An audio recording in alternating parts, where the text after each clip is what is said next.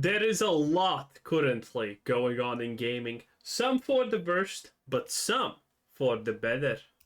Only have the gameplay reveal for Dragon Age the Veilguard, but that will change soon. During San Diego Comic-Con it was announced that the release date would be shared in August. So very likely during the Gamescom opening night live show on Tuesday, August 20th, we now also learned that we will see the gameplay reveal for Civilization 7 at that show.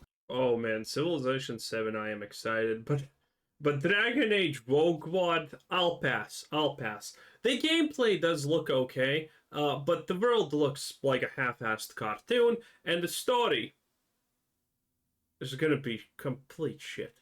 You know it, I know it, everyone knows it. But there's no way they muck up Civilization 7. There's no way, right?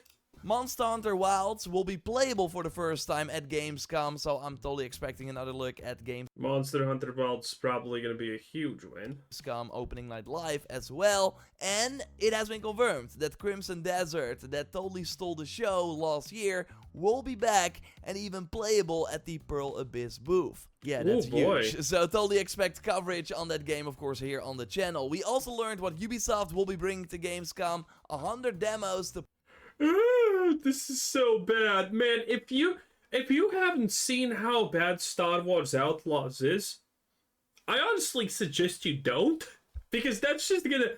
We have seen so much gameplay from this, and it looks complete trash. The story is stupid, characters ugly, the game world is dumb, poorly made. I mean, I don't know what this game honestly is gonna do right. Nothing, I assume. You have a mission. Go collect the Snorlax tooth, okay? What do? Well, you find the dead Snorlax, who is conveniently right there, by the way. And then you go in it, and it's a cave. Yeah, it's a cave. Have fun.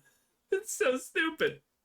Play a mission of Star Wars Outlaws. Now the game will of course be out the week after Gamescom or a few Look at this absolutely enticing 10 out of 10 must play gameplay. Days depending on when you go to the show, but still you can try it here for free if you are still on the fence. And Assassin's Creed Shadows will also be at the event. Not playable like Assassin's Creed Shadows is gonna be destroyed. I hope this kills Ubisoft, okay?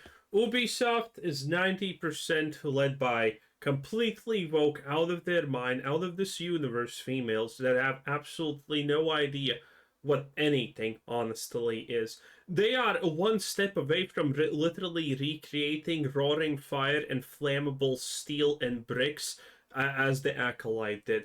I swear to God, they're just probably one step away from this. And Assassin's Creed Shadows, no one's gonna play this. It's gonna be a disaster. And I hope it completely destroys Ubisoft. Because, keep in mind, Ubisoft is no longer the company that you once loved. Like most gaming companies nowadays. But the good part is, if that company shuts down, someone's just gonna buy the IP and actually start from scratch. And at this point, considering how dead Assassin's Creed is, might as well. Like some of the previous Assassin's Creed games, no, up to 400 visitors at a time can see a developer-led presentation of Assassin's Creed Shadows gameplay. Developer-led, I wonder if it's gonna be the lead writer for Assassin's Creed Shadows. And I quote, this is her literal self-depiction, and I'm not making this up, this is her Twitter bio. Dedicated Black King Slam Pig. Does Assassin's Creed Shadows suddenly make sense to you? No? Yeah, neither to me still, but you know, at least it's a piece of the puzzle. And get a live demonstration of the Yasuke and Naoe distinct playstyles. And that sounds a lot like the gameplay that I got to see at Summer Game Fest and could already show you a bit, as you see right here. So while I expect a new trailer for the game at opening night live again on August 20th, hopefully it shows some new things. The Gamescom trailer for Mirage was fine. It only had one big reveal, namely the flamethrower enemy at the end. But yeah, Shadows is a way bigger game, and Ubisoft did a game overview trailer for Valhalla in July, highlighting many aspects of the game. That was the first time that we really got a good sense of what the game would offer. Feels like that could totally happen for Shadows as well. So Hopefully we get that. I'll of course keep you posted here. I already mentioned it, but Xbox confirmed that they will have the biggest Gamescom booth ever, but their biggest first-party releases, Indiana Jones, Avowed, and the Starfield. Indiana Jones is gonna be an absolute mess. You know how they tried to get people into Indiana Jones? Let me show you. This is one of the greatest moments of this movie, okay? And they completely muck it up. You can tell that this guy is not even near for a head, but Indy just magically shakes his head in the wrong direction and suddenly he gets hit. It's gonna be sad. Phoebe Waller-Bridge is gonna completely demasculate Indy as the pitiful new male that he should be. And that's gonna be the game. Have fun. Indiana Jones, Avowed, and the Starfield. Avowed, I'm hoping. Starfield is trash. Shattered Space expansion are getting a presentation instead of a hands-on session. And we by the way learned that Avowed got delayed to February 18th, which a better spot than the fall, like that's the reason why they delayed it, also because Stalker 2 is now in November, so they already got quite a lot on Game Pass. Like they will Stalker 2 is gonna be hopefully good. have Call of Duty Black Ops 6 I mean, you think it's really hard to ruin Stalker, but you know, they have ruined things that are harder to ruin. Of course, in October, they will have the Microsoft Flight Simulator, maybe Indiana Jones, although I can see that like also slip to early 2025, because again, it's not playable, and you would expect it at some point if they still want to launch it this year. So the Shattered Space expansion for Starfield seems to be real close though, although totally take this with a grain of salt, but it could be coming in September, which was noted by The Verge before as well. And then the next expansion, The sooner the better. I'm gonna enjoy myself so hard ripping on everything Starfield Shattered Space related. Born is slated for 2025, as they want a yearly Starfield DLC. But yeah, something Starfield related at the opening night live on August 20th also makes sense. Going back to Dragon Age though, EA now put the game in their Q3 sort of spot for their financial year, so that's a launch in October, November or December. But according to Jeff Grubb, of course a very reliable reporter, the game is targeting a late October window. It could still change, but BioWare seems... By the way, if anyone's interested in why these things change so often, it's pretty easy. Because you can't exactly, you know, expect all of the sales to go as anticipated and so on. So if for example the first quarter of 2025 is gonna be weak, they're gonna release something faster. That's just how these things are done. You know, unless already all the preparations are, you know, unless something comes up, they can just do this because this is a publicly traded company. They do not want a bad quarter, because that's bad, obviously. Confident, and also when I saw the game at Summer Game Fest, it was almost done, like they were just polishing it up. So I can see it happen as well. Also, of course, late October would be just before Assassin's Creed Shadows. Like, Shadows will be huge. You don't want to launch another RPG next to it. And we might see another... That's gonna be such a failure, it's insane. Big RPG revealed soon. Let's look at the dire situation at Bungie. And there's also something interesting about an upcoming PlayStation game. And not sure if this... Bungie's completely screwed. This was supposed to happen. Of course, if you like the video so far, leave a like. That would really help me out. And subscribe, because we post one of these big gaming news roundup videos every Sunday. This coming week, the Borderlands movie is out. Maybe you're hearing about the Borderlands movie for the first time, or you're like, oh yeah, I remember the Borderlands movie. I seem to not care for some reason. oh wow, it's really releasing. My gift to you. I will check it out on Wednesday. I don't have a lot of hope for it though, as the cast and the trailers seem more focused on appealing to the mainstream audience than doing the series any justice. Wow. I'm looking forward to the next game though, and we don't have to wait that long. I am not. I'm completely not. Borderland has been trying to go slowly but steadily woke for the past goddamn forever. Okay, listen, it is what it is.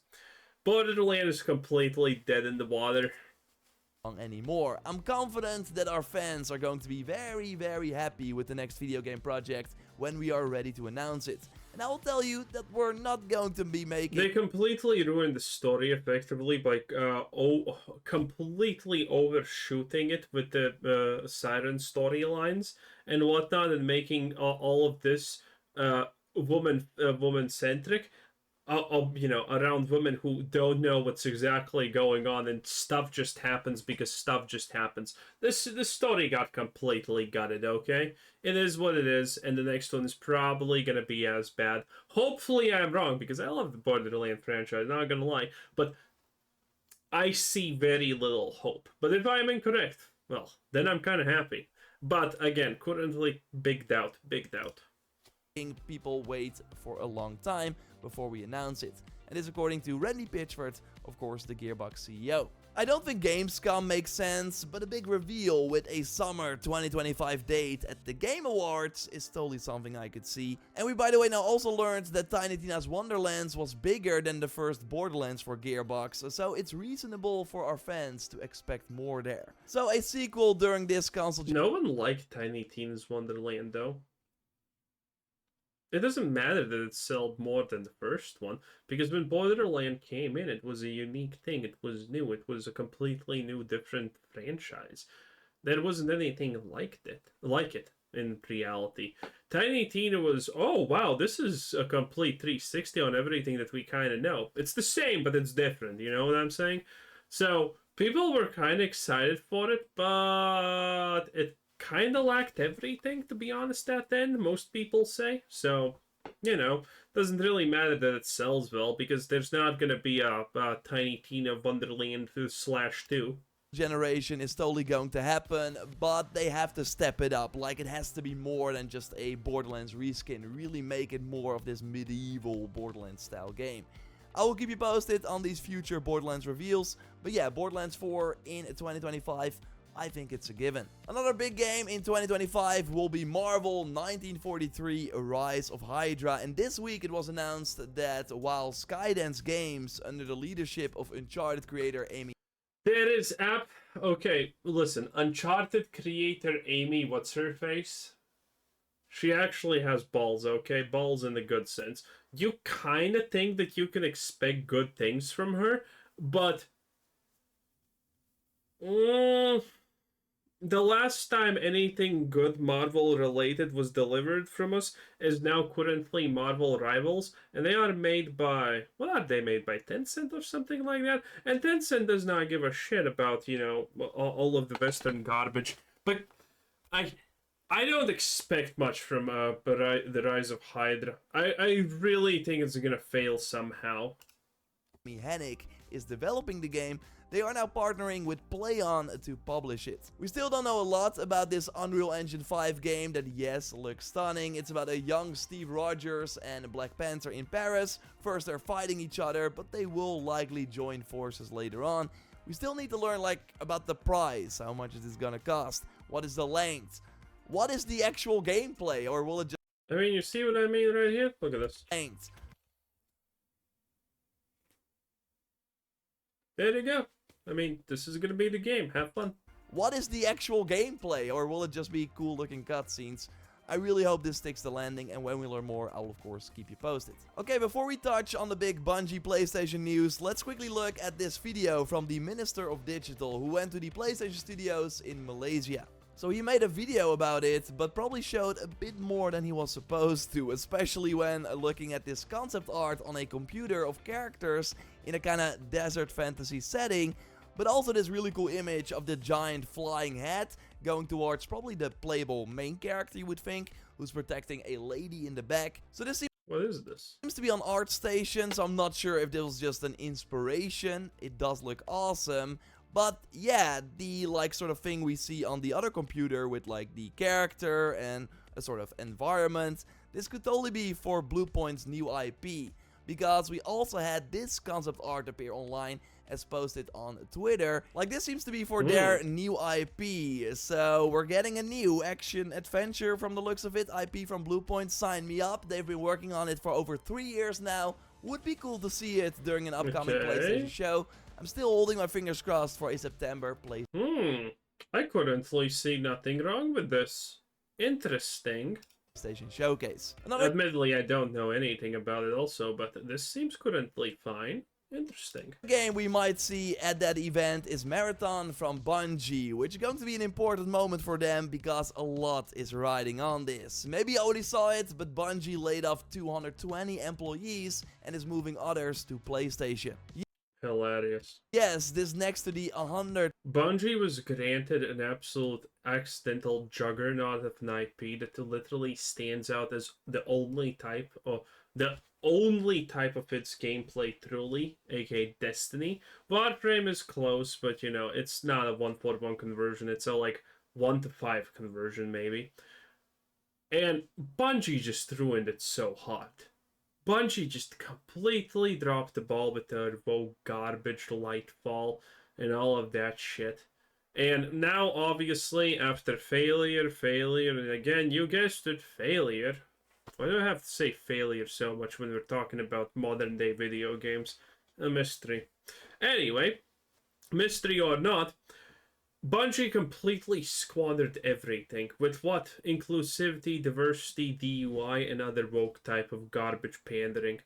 And now, after so many bad expansions, so many bad storylines, so many bad gameplay things, so many things cut out of the game, Lightfall is not Lightfall, but the final shape is finally here. And guess what? People are saying it's good. The overall consensus about Bungie and the final shape is it good. Yay! But, as Blizzard Entertainment with World of Warcraft have shown with Dragonflight, it doesn't matter if your Dragonflight expansion is good. People now have been literally not buying your past 3 to 4 expansions because they were absolute horrors. Especially the Shadowlands. My god, was that expansion trash. And, well, after so many failures, it's not like one good expansion is going to get people back. Because after being burned so many times, you're bound to get a little bit cautious. And so, well, good luck, Bungie. You need to now land 2 more expansions for Destiny. Oh, wait, Destiny's expansions are no longer happening. How very peculiar.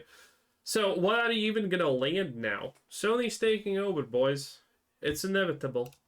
Employees they laid off in October last year. Even with the high reviews and overall praise for the final shape Destiny 2 expansion, this could not save them. Seems like the DLC also sold less than a Lightfall from last year. I'm not gonna lie, by the way. Good riddance, Bungie, you absolute clueless hacks. The greatest thing Bungie ever achieved in their pitiful existence was convince people that it was Activision's fault that Destiny was shit under them. No, it wasn't.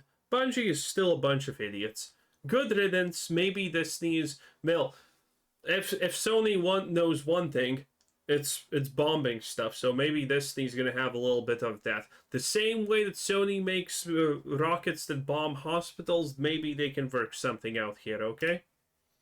While that DLC was way worse, but that could totally be the reason why people did not give the final shape the time of day. But this whole story is way bigger than Destiny. Sony of course bought the studio back in 2022 for $3.7 billion and was promised a way better revenue than Bungie actually achieved. Bungie remained independent, but in January we learned that Sony could take full control of Bungie if they continued to fail to meet their financial targets. Yes. And considering financial analyst, we looked at a lot of things Bungie related. Honestly, one of the more serious videos we have done in a while. But yeah, the finances that we knew about for Bungie were not looking good for a Sony not taking them over type of situation. So yes, again, it's really hard to say if Bungie is gonna somehow magically make it out alive. Maybe if they literally fire everyone except the CEO, then they can kind of make it out. But I don't know, dude. It seems such an absolute uphill battle with every piece of information that we know being completely against Bungie. Well, that's happening right now. Jeff Grubb, who again is very reliable, posted that what will basically happen is that Bungie will lose its autonomy and will become like any other PlayStation worldwide studio under SIE and Herman Hulst. By the way, you know what's the most insane part about this? Currently, word on the block is something that Bungie overestimated them for PlayStation and their return on investments and whatnot. So let me explain a couple of things how this stuff happens. Sony did not just randomly approach Bungie and say, "Hey, we're gonna give you almost $4 billion, and now you need to return X amount in a year." No, no, no, no, no. Before deals like this happen, they get to see the financial statements. They get to see the quarterly incomes, the monthly incomes, the sales, the expectations. They get all of this data.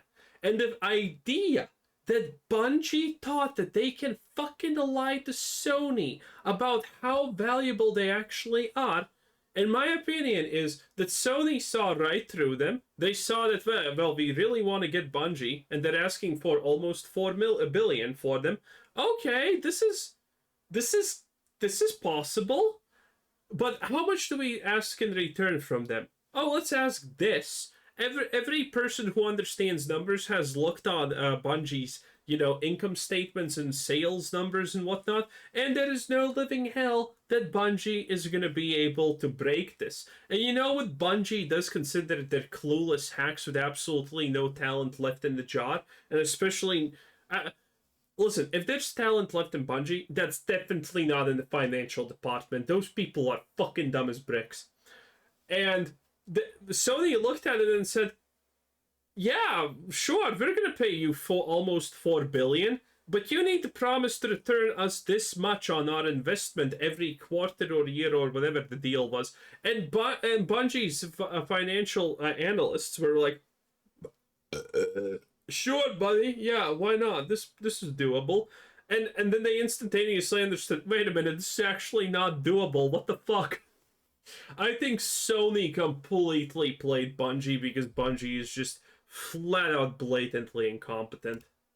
Which is crazy because Sony bought Bungie in the first place to learn from them, and now they have to come in to save Bungie. Now, to be fair though, Bungie seemingly did save That was never their plan. Naughty Dog. According to Jason Schreier, Bungie gave Naughty Dog feedback that Naughty Dog found extremely helpful when making what was likely a very smart decision to not go all in on a service game. Like, that is why The Last of Us Online was cancelled, because Bungie came in and was like, this is not realistic. They seemingly needed to hear that from a team with live service experience, otherwise they would have not realized that it would be stupid for them to leave single player games behind to only focus on a Last of Us multiplayer game. I think it's wild that it even crossed their mind to stop making single player games and focus solely on a live service title. So thank God that Bungie came in, I guess. Okay, but what's happening now? Well, next to the layoffs, and I hope that all these people land on their feet, like it's once again a major failure from the leadership, who noted in a blog post that we were overly ambitious, our financial safety margins were subsequently exceeded, and we began running in the red.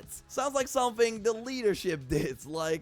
Again, there is literally no world where Sony did not anticipate it. Okay, listen, Google Sony, Google what they do, and then think twice about Sony being stupid. Sony is not stupid, okay? Not the developers making the highly praised Final Shape expansion, but yeah, of course. It's exactly like Microsoft. I, as every sane person in existence, hate Microsoft with a vengeance. But man, are they smart business decision makers. They just know what they're doing. And people are going to say, oh, but what about things like Stadia? Listen, if you don't understand why things like Stadia, while being a failure, still needed to happen, well, you're just not going to ever make it into the world of finance. It is what it is. Leadership remains in their position. But let me explain it for people who want to know but maybe haven't learned about it or whatever. When you're in a position like Microsoft, not trying is actually worse than failure. Because for everything that Microsoft does, considering their infrastructure, considering the amount of people they have, considering their resources, knowledge, and everything, they can make 20 things that fail, but as long as one of those things succeeds, it's gonna be monetarily 100% worth it and make up for those 19 other failures. Now, admittedly, that's Microsoft's situation, and Microsoft is in a very unique spot financially speaking.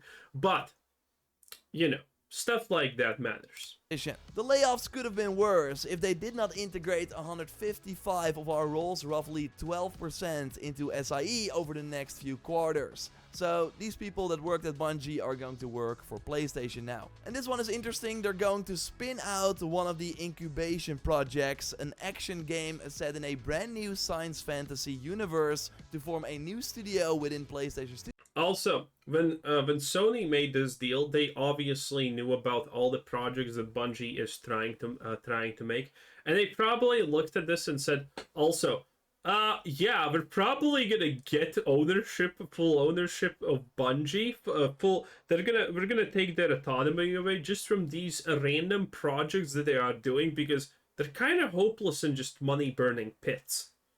So there you go.